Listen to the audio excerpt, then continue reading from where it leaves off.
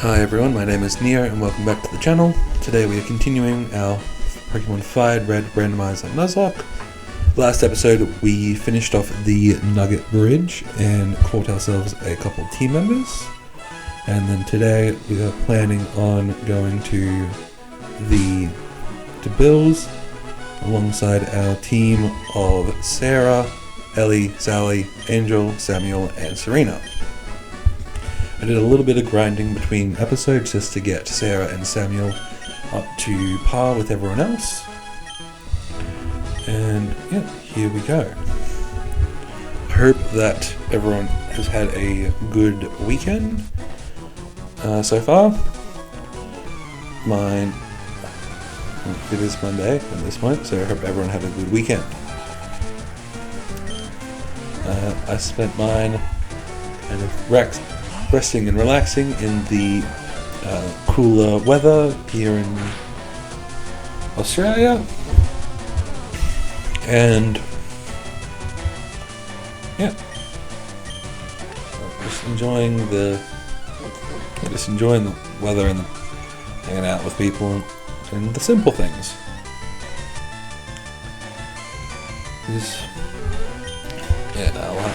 Last week was a bit of a busy week, honestly, so it was nice to get some R&R, and hopefully, this week's going to be a bit better.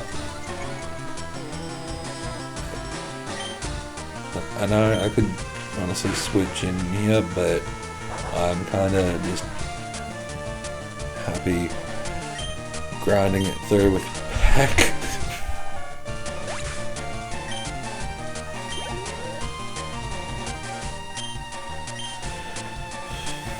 And, hey, easy wins on this one, at the very least.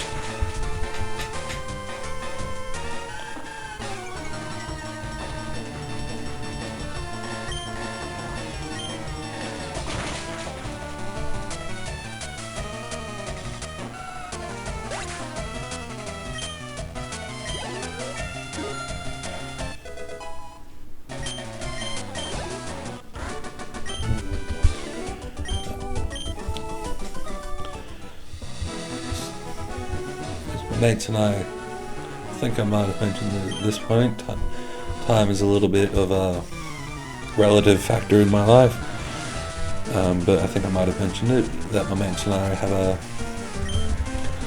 D&D campaign going at the moment, and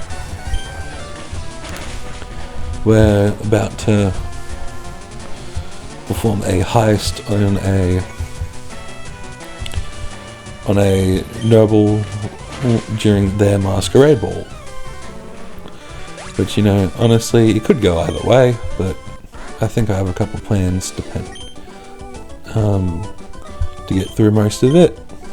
We've got our disguises and alibi, got our disguises and stories lined up for us to utilize, so it's just getting in there and robbing the dude's vault. Which, will be interesting. Everyone's kind of got their own unique traits and skills. Mine, despite being a caster, has ended up being heavily stealth and dex based. Like, as my character is a bard, so charismatic build, but then just because of my cat. Once again, I believe might have mentioned this, that my character is in a what is known to on the internet as the combat wheelchair. Has got a lot of for some reason has a lot of bonuses to their dexterity and advantages on things. So I am somehow the stealthiest person in the party, barring the usage of magic.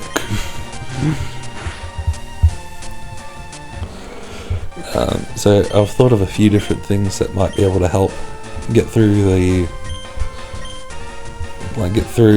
vault door, but it all kind of depends, because as far as it goes, as the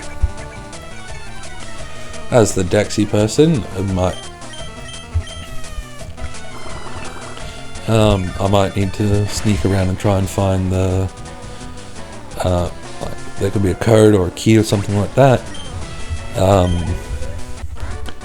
Of which, if it's simple key locks at the very least, then one of my abilities would allow me to create an object from memory. So if it's just a key lock, then I just need to catch sight of this key, and then it's an easy enter. As sadly, if it's a combination lock, that'll require a bit more fine hands, which my character once again does have, but not the most ideal of situations. And then, worst comes to worst, it's a magically powered lock, in which we might be in a little bit of a pickle.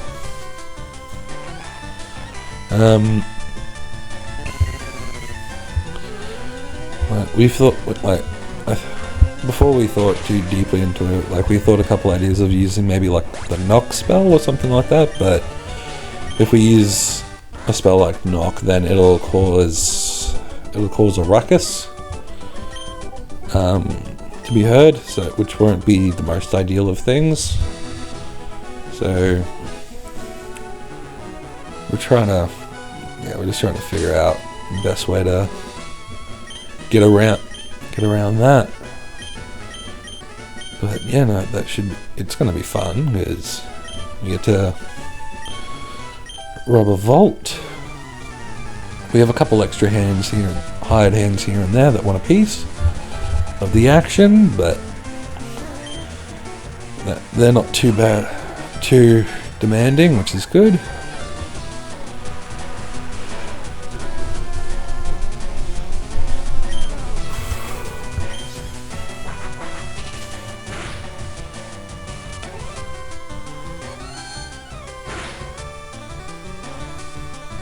And yeah, hopefully the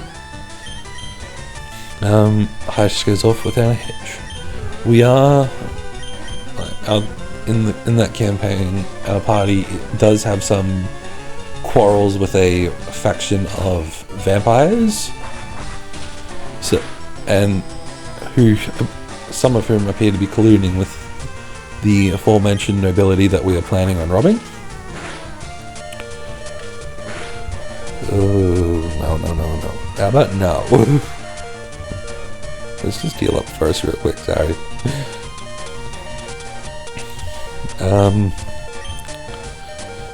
Cool, where was I?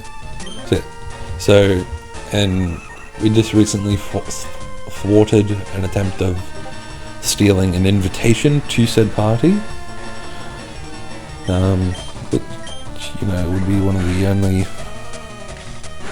ways in to the aforementioned party, as vampires need to be invited in.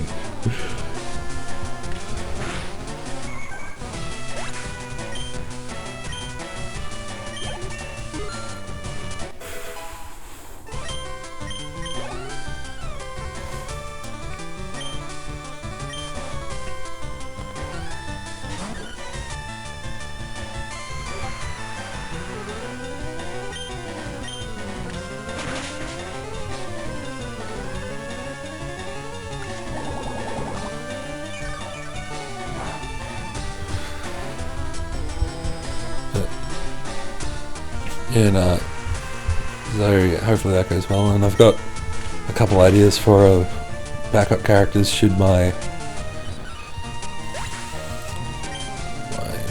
current character fall in the story. My current one of the ideas I have is I'm thinking maybe for race players a Dampier, just at the court, see how the party deals with it.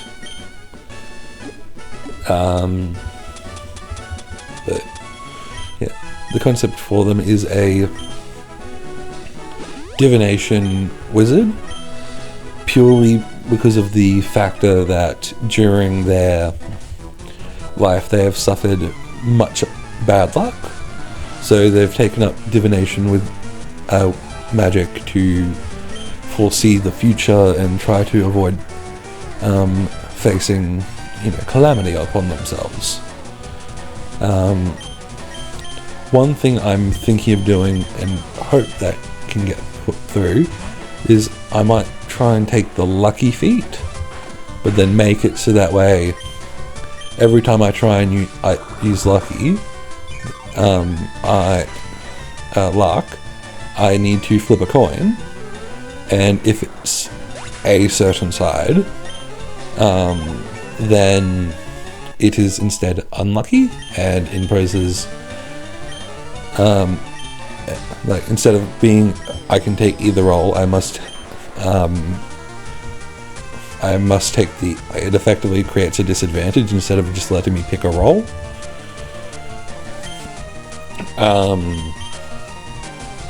So I think that'd be a little interesting to see it play out. I've got a few ideas with it, and hopefully can play them all through. But yeah, it's an interesting character, that one. Just because I thought it'd be funny, and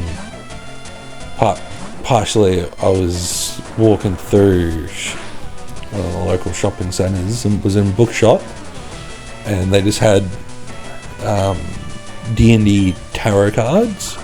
I saw it and was like, I got a funny stupid idea for a character, and created my divination wizard who was horrified of something going wrong.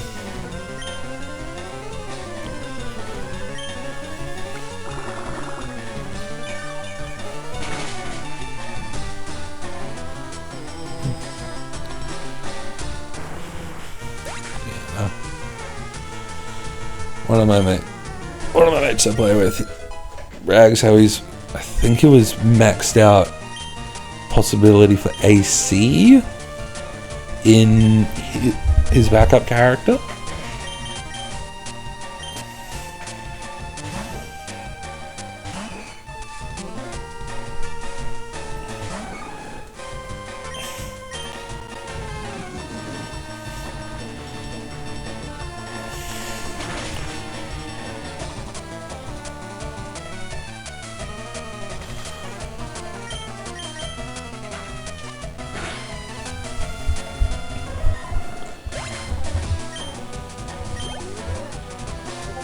I'm not too sure exactly what he's got planned with his.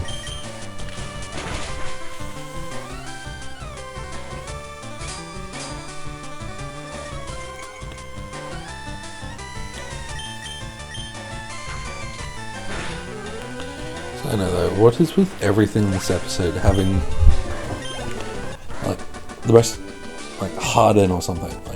Like it's just not needed.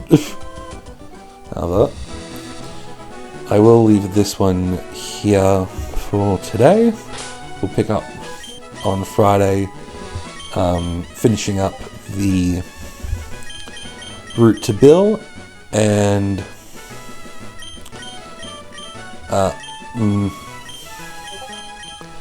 we'll finish up getting to Bill and then tackling the gym.